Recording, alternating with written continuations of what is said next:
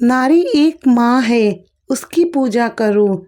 नारी एक बहन है, उसको स्नेह करो। नारी एक भाभी है, उसका आदर करो। नारी एक पत्नी है, उसको प्रेम करो। नारी एक औरत है, उसका सम्मान करो। प्यारे मित्रों, हमारी आज की कहानी एक बुद्धिमान बहू के ऊपर है।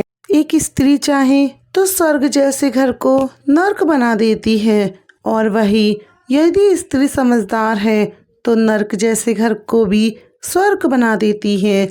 आज की कहानी हमारी इसी पर आधारित है कि कैसे एक बहू अपनी समझदारी से अपने नर्क जैसे ससुराल को स्वर्ग में बदल देती है।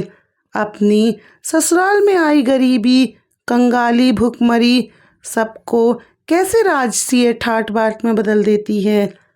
कहानी को ध्यान से सुने। राम राम जी, स्वागत है आप सभी का हमारे YouTube चैनल पर। आशा करती हूँ आप सभी कुशलमय व मंगलमय होंगे। प्यारे मित्रों, आज हम आपको एक बहुत ही खूबसूरत कहानी सुनाने जा रहे हैं। आज की कहानी एक महिला पर है, एक घरेलू महिला पर, जो अपने घर को सजाने संवारने में और अपने घर को स्वर्ग जैसा बनाने में ही अपने जीवन को किस प्रकार बिताती है, जिसके आने से उसके घर की काया ही पलट जाती है।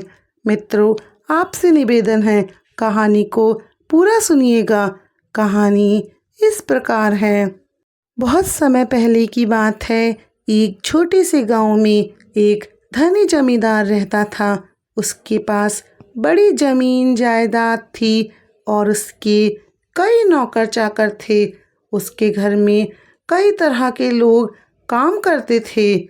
उन्हीं लोगों में से एक जग्गू नाम का आदमी था, जो उसी गांव की एक छोटी सी बस्ती में अपने 7 बेटों के साथ रहता था।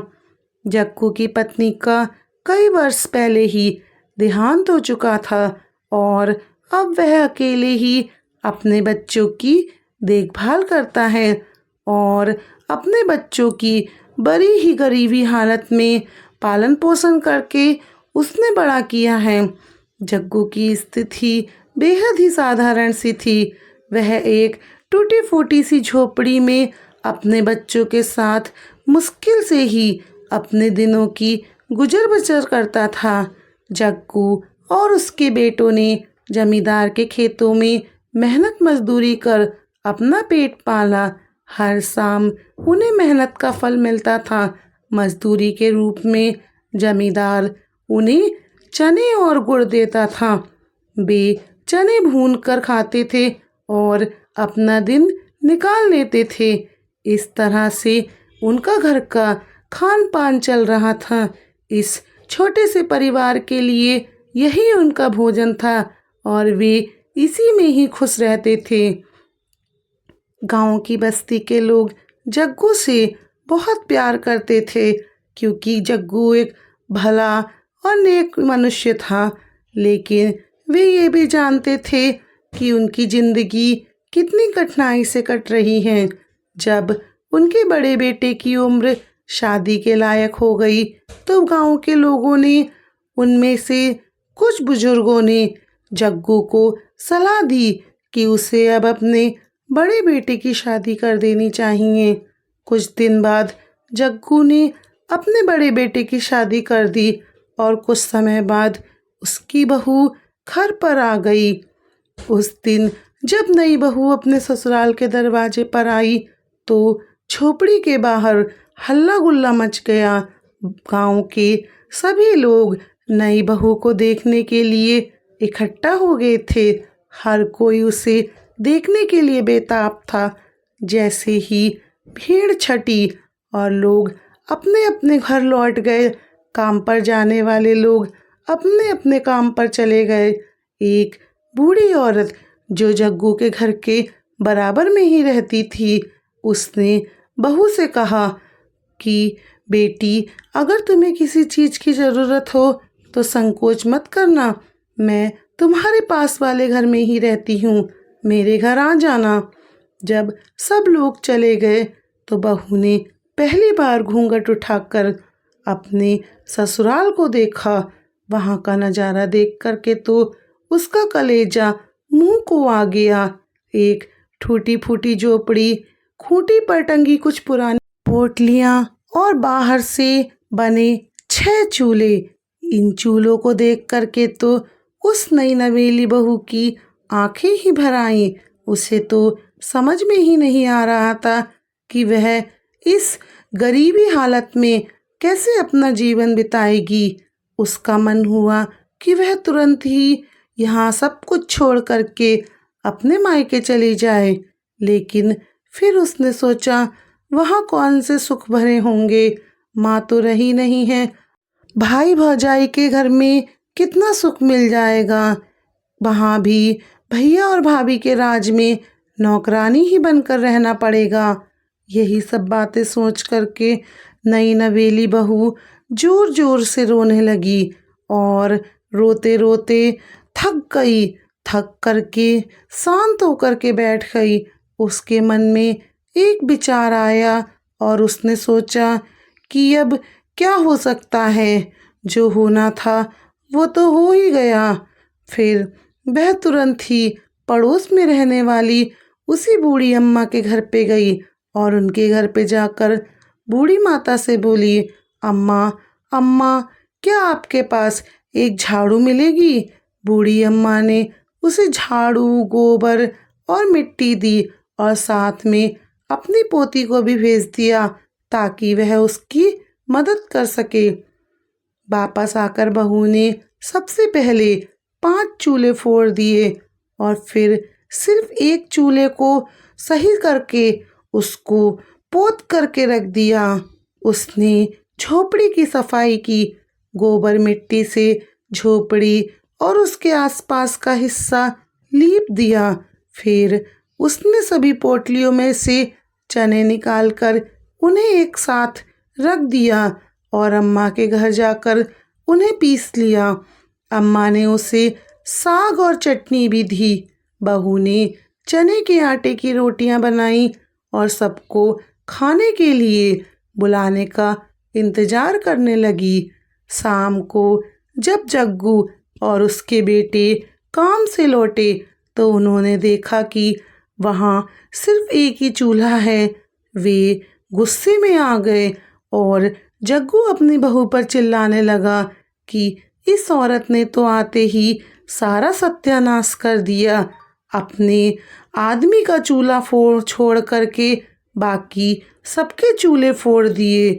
झगड़े की आवाज़ सुनकर बहू झोपड़ी से आई और शांत स्वर में बोली, आप लोग हाथ मुंह धोकर बैठ जाइए, मैं खाना परोसती हूँ। ये शब्द सुनकर सभी चकरा गए और उन्होंने चुपचाप से हाथ मुंह धोया और खाना खाने के लिए एक जगह पर बैठ गए। बहू ने पत्तल पर रोटी, साग और चटनी परोसी। मुद्दत बाद उन्हें ऐसा खाना मिला था। वे सभी आश्चर्यचकित थे कि साधारण से चने और गुड़ से बने खाने में भी इतना स्वाद कैसे आ सकता है। खाना खाने के बाद वे अपने अपने बिस्तरों पर जाकर के सो गए। बहू और उसकी समझदारी की सराहना करने लगे। अगली सुबह जब जग्गू और उसके बेटे काम पर जाने लगे तो बहू ने उन्हें एक एक रोटी और गुड़ दिया। फिर चलते समय उसने जग्गू से पूछा, बाबूजी, क्या मालिक आपको सिर्फ चना और गुड़ ही देते हैं? तो जग्गू ने उत्तर दिया, नहीं, मालिक हमें कई तरह का अनाज देते हैं, लेकिन हम चना और गुड़ ही लेते हैं क्योंकि इसे खाना आसान होता है और इसे बनाने में भी मेहनत नहीं लगती है। बहू, तुम तो जानती ही हो कि हमारे घर में कोई औरत नहीं थी, इसीलिए हम अपने मालिक से सिर्फ चना और गुड़ ही लेते थे। वहाँ से थके हारे आने के बाद हमें अपना भोजन स्वयं ही बनाना पड़ता था, इसीलिए हम एक ऐसा अनाज लेते थे जिसे बनाने में हमें बिल्कुल भी मेहनत ना लगे। फिर बहू ने कहा, पिताजी, आप लोग अलग अलग प्रकार का अन्न लिया करें, इससे हमारे खाने में कई प्रकार के भोजन बन जाएंगे और हमें पोषण भी मिलेगा। फिर उसने अपने देवरों को काम पर जाने से पहले कुछ बातें समझाई। उसने अपने छोटे देवर से कहा कि वह अपने काम के साथ घर के लिए भी लकड़ी लाए। इसके बाद बहू ने सभी की मजदूरी के अनाज से एक एक मुट्ठी अन्न अलग रख लिया और उसे बनिए की दुकान पर ले जाकर बाकी ज़रूरतों की सामान ले लेती थी। धीरे धीरे जग्गू की गृहस्थी अच्छी तरह चलने लगी। एक दिन सभी भाइयों और उनके पिता ने मिलकर झोपड़ी के आगे मिट्टी की दीवार बनाई। बहू के गुण गांव में चर्चित होने लगे। उसकी समझदारी और सुघड़ता की चर्चा जमींदार तक पहुंच गई। एक दिन जमींदार ने खुद बस्ती का दौरा किया और जग्गू के घर आया। उसने बहू को आशीर्वाद दिया और इसकी प्रशंसा करते हुए बोला कि उसे एक कीमती हार भेंट किया। बहू ने हार को माथे से लगाया और विनम्रता से कहा, मालिक, यह हार हमारे किस काम आएगा? इससे तो अच्छा हो कि आप हमें झोपड़ी के दाएं बाएं 4 लाठी जमीन दे दें, जिससे हम अपनी एक कोठरी बना सकते हैं। बहू की चतुराई और विनम्रता पर जमींदार मुस्कुराया और बोला, तुम्हारी समझदारी से मैं बहुत प्रभावित हूँ। जमीन तो जग्गू को ही मिलेगी, लेकिन ये हार तुम्हारा है, इसे तुम अपने पास रख लो। इस घटना के बाद बहू की समझदारी और मेहनत से उनके जीवन में बदलाव आ गया।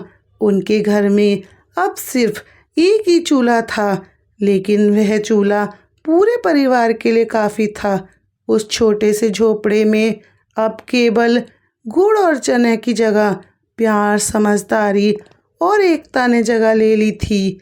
और इसी तरह एक साधारण सी बहू ने अपनी समझदारी और मेहनत से न केवल अपने परिवार की हालत सुधारी, बल्कि पूरे गांव में अपनी एक अलग पहचान बनाई।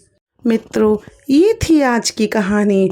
उम्मीद करती हूँ आपको कहानी पसंद आई होगी।